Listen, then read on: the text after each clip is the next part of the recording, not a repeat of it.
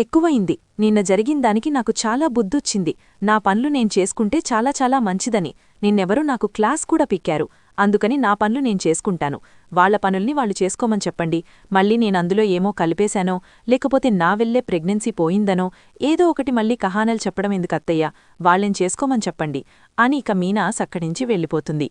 Aunty, ఏంటిది, కనీసం coffee పెట్టమండం కూడా తప్పేనా అని ఇక రోహిణంటుంటే, మరి నిన్న గొడవ జరిగింది కదమ్మా, ఇద్దరం కలిసి దాన్ని తిట్టాం కదా, మళ్ళీ నీకు కాఫీ ఎలా పెడుతుందనుకుంటున్నావు, నువ్వే చెప్పు అని చెప్పేసి ఇక ప్రభావతి అంటుంది.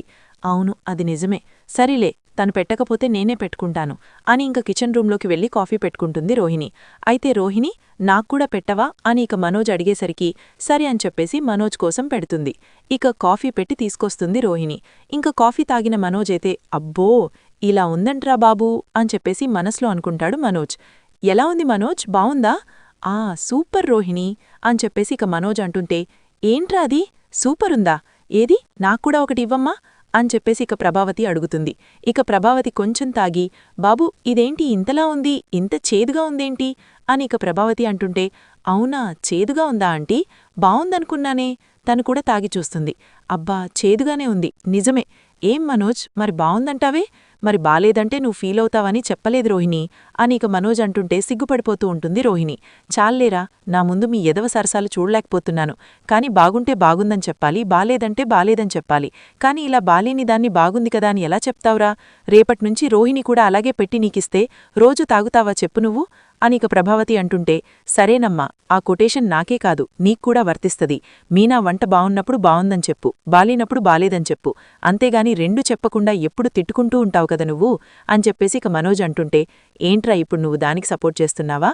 లేదమ్మా, నువ్వు చెప్పిన మాటకి నేను రివర్స్లో ఇంకో మాట చెప్తున్నానంతే నీకు అని ఇక మనోజ్ అంటాడు. ఏదో చెయ్యండి అని ఇక రూంలోకి వెళ్ళిపోతుంది ప్రభావతి. అయితే రోహిణి ఇక రూంలోకి వెళ్తుంది, తనకి ఫోన్ వస్తుందని. ఇక మీనా కూడా పైకి వెళ్ళిపోవడంతోటి రోహిణి అయితే ఫోన్లో మాట్లాడుతుండగా మీనా అయితే అక్కడ్నుంచి వింటూ ఉంటుంది. చెప్పు బంగారం. అమ్మా, నువ్వు ఖచ్చితంగా వాళ్ళు రావాలమ్మా, ప్లీజ్ అమ్మా. నీకు చింటూ ఫోన్ చేస్తుంటే, రే మొన్నే కదరా వచ్చాను నీ బర్త్డేకి. అవునమ్మా, ఇవాళ పేరెంట్స్ టీచర్ మీటింగ్ ఉంది, నిన్ను రమ్మని పిలిచారు.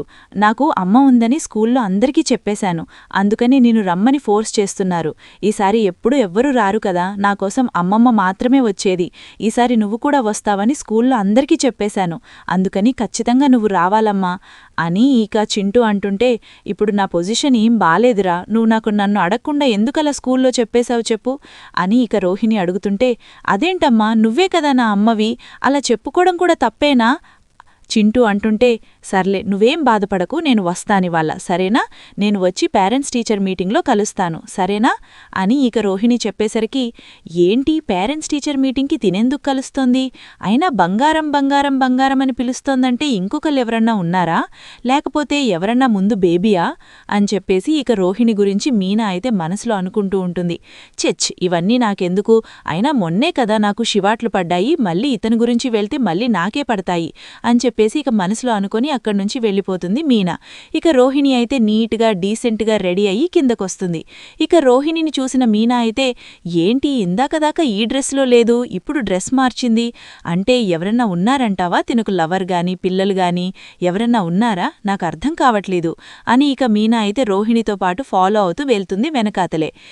ఏంటిది, రోహిణి పార్లర్కి వెళ్లకుండా ఎక్కడికి వెళ్తుంది, క్లయింట్స్ ఇంటికి వెళ్తుందనుకుంటే ఈ పక్కన కదా మొత్తమన్నీ ఊర్లో ఉండేది, వేరే ఊరు వెళ్తుందా, ఏంటి తిను అసలు ఇంత దూరం వచ్చింది, ఎక్కడికి వెళ్తుంది అని ఇక మీనా అయితే రోహిణిని ఫాలో అవుతూ వెనకాతలే వెళ్తుంది. ఇక రోహిణి అయితే ఒక ఊర్లో ఆగి ఆటోవాడికి డబ్బులిచ్చేసి అక్కడ్నుంచి అయితే లోపలికి వెళ్తుంది రోహిణి. ఇదేంటి సుగుణమ్మగారిల్లులా ఉందే, ఇక్కడికెందుకొచ్చింది రోహిణి, అయినా రోహిణికి వీళ్లకి పెద్ద పరిచయమేం లేదు కదా, ఫోన్ చేసి మాట్లాడి ఇక్కడికి రమ్మన్నంత అవసరం వాళ్లకేముంది అని ఇక మీనా కూడా ఆటో దిగేసి వాడి డబ్బులిచ్చేసి రోహిణిని కనుక్కోడానికి అలా వెళ్తూ చూస్తూ ఉంటుంది కిటికీలోంచి. ఏంటిది అని చెప్పేసి అలా చూస్తూ ఉంటే అప్పుడే ఇక చింటూ వచ్చి హక్ చేసుకుంటాడు అమ్మా అని. ఏంటి చింటూకి రోహిణి అమ్మనా, నేను చెప్పింది నిజమే అన్నమాట, కాని ఇంత పెద్ద కొడుకుంటాడని మాత్రం అనుకోలేదు. రోహిణికి ఇంత పెద్ద ఆబడమాడింది. రోహిణి మళ్ళీ నామీదికి నిందేసి తనకు ఫస్ట్ ప్రెగ్నెన్సీ వచ్చింది మనోజ్ ద్వారా అని చెప్పేసి అబద్ధాలాడింది. నన్ను నానా చివాట్లు పెట్టించింది, అత్తచేత తిని ఇద్దరూ కలిసి తిట్టారు, నన్ను ఎలాగైనా ఈ విషయాన్ని బయటపెట్టాలి అని. ఇక మీనా అయితే మనసులో అనుకుంటూ ఉంటుంది.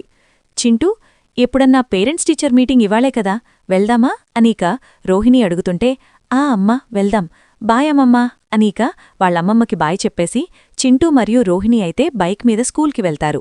ఇక రోహిణి అయితే ఫేస్కి మాస్క్ పెట్టుకుని వెళ్తుంది పేరెంట్స్ టీచర్ మీటింగ్కి. అమ్మా, ఫేస్కి మాస్క్ ఎందుకు పెట్టుకున్నావు? అదేం లేదురా, మీ మమ్మీ అని ఎవరికీ తెలియకూడదు కదా, అందుకని మాస్క్ పెట్టుకుంటున్నాను అని రోహిణి చెప్తుంటే, అదేంటమ్మా, పేరెంట్స్ టీచర్కి మీటింగ్కొచ్చిన పేరెంట్స్ ఎవరూ మాస్కులు పెట్టుకోరు, నువ్వెందుకని మొహం దాచుకోవాలి? నా వల్ల దాచుకుంటున్నావా నీ మొహం అని చింటూ అడుగుతుంటే, చచ్చా, నీకోసం మొహం ఎవరు దాచుకుంటారా? కావాలంటే వేయింతలు నవ్వుతారుగాని ఇక్కడ నన్ను చూస్తే గుర్తుపట్టేస్తారని మాస్క్ పెట్టుకుంటున్నాను అంతే, అంతకుమించి ఏం లేదురా, కావాలంటే చూడు అని ఇక రోహిణి అంటుంది. ఇక పేరెంట్స్ టీచర్ మీటింగ్ అయితే వెళ్తుంది రోహిణి. వెళ్ళి ఇక అటెండ్ అయ్యి అలా కూచుని మాట్లాడేసి వచ్చేస్తుంది ఇంటికి. ఏమైందమ్మా, ఎలా జరిగింది పేరెంట్స్ టీచర్ మీటింగ్ అని చెప్పేసి రోహిణి గురించి అడుగుతుంటే సుగుణమ్మ, బాగానే జరిగింది. వీడి గురించి ఏమైనా కంప్లైంట్ ఇచ్చారా రోహిణి అని ఇక సుగుణమ్మ అడుగుతుంటే, వీడి మీద ఏ కంప్లైంట్స్ లేవు, చాలా నీట్గా ఉంటున్నాడంట, ఎవర్నీ కొట్టడంట, చాలా బుద్ధిమంతుడంట అని రోహిణి ఇక సుగుణమ్మకి చెప్తుంది. అమ్మో అవునా, ఇంట్లో ఇంత అల్లరి చేస్తావురా, అక్కడికి వెళ్తే మాత్రం అంత సైలెంట్గా కూచుంటున్నావా అని సుగుణమ్మ అంటుంటే, సర్లే అమ్మా, ప్యాకెట్స్లో పెట్టేసి పద, బట్టలు సర్దుకోండి మీరు, మనం ఊరొదిలి వెళ్ళిపోవచ్చు. అదేంటి, వీడు స్టడీ అవనివ్వే, వీడి స్టడీ మధ్యలో ఆపేస్తావా ఇక్కడ స్కూల్లో? ఇప్పుడే కదా నువ్వెళ్ళొచ్చావు, ఎంత బావున్నాయి గ్రేడ్స్ చెప్పారు కదా, మళ్ళీ ఎందుకని మారుస్తున్నావు నువ్వు అని సుగుణమ్మ అంటుంటే, ఇప్పుడు నా బాధంతా ఆ బాలు మీద, ఎక్కడికొచ్చేసి మీ ఇద్దరినీ చూసేసి లేకపోతే నా గురించి నిజం తెలిసేసుకుంటారని భయమేస్తోంది. ఈ చింటి ఎప్పుడైనా నోరు విప్పేస్తాడేమో అని భయం వేస్తోంది. అందుకనే మీరిక్కడ ఉండడానికి వీల్లేదు అని అంటున్నాను అని ఇక రోహిణి అంటుంటే, పోన్లే, ఇంకో 2-3 నెలలే కదా, వాడి స్కూల్ అయిపోయాక అప్పుడే వెళ్ళిపోదాం ఇక్కడ్నుంచి అని ఇక సుగుణమ్మ అంటుంటే, ఏమో నాకు తెలీదు, ఇప్పుడే వెళ్ళిపోదాం అని రోహిణి అంటుంటే, అరే చెప్తే వినవేంటి, వాడి స్టడీస్ దెబ్బతింటాయి అని ఇక సుగుణమ్మ అంటుంటే, సరే ఇంకో 2 నెలలు టైమిస్తున్నాను, వాడి ఎగ్జామ్స్ అయిపోయిన వెంటనే ఇక్కడ్నుంచి వెళ్ళిపోవచ్చు, నా చుట్టుపక్కల వాళ్ళు తెలుసు, నా ఫ్రెండ్స్ తెలుసు అంటే నాకిక్కడ అవ్వదు అని చెప్పేసి ఇక రోహిణి అంటుంటే, సరే నువ్వు చెప్పినట్టుగానే చేద్దాం, ఇక్కడ్నుంచి వచ్చేస్తాము సరేనా అని ఇక సుగుణమంటుంది రోహిణితోటి. ఇదంతా విన్న మీనా అయితే, వా, ఎంత బాగా చేశావు రోహిణి, ఇన్ని రోజులు నువ్వింత పెద్ద నాటకాలాడతావా, అసలింతలా అబద్ధాలాడతావని ఎప్పుడూ అనుకోలేదు నేను అని ఇక మీనా మనసులో అనుకొని ఇక రివర్స్లో ఇంటికైతే బయల్వేరిపోతుంది. అసలిప్పుడీ నిజం చెప్పాలా నేను, వద్దా? ఇంత పెద్ద నిజం చెప్పానంటే రోహిణిని మొన్నే చూశారుగదా, జస్ట్ అలా ప్రెగ్నెన్సీ వచ్చింది రెండోసారి అని చెప్పినందుకే అత్తయ్య చీల్చి చండాడేసింది. ఇప్పుడుగాని ఈ విషయం అత్తయ్యకి తెలిస్తే రోహిణి పని ఇంకా మొత్తానికి అవుట్, బయటికి గెంటేస్తుందేమో అత్తయ్య అని చెప్పేసి ఇక మనసులో అనుకుంటుంది మీనా. అప్పుడే ఇక రోహిణి అయితే ఇంటికొస్తుంది.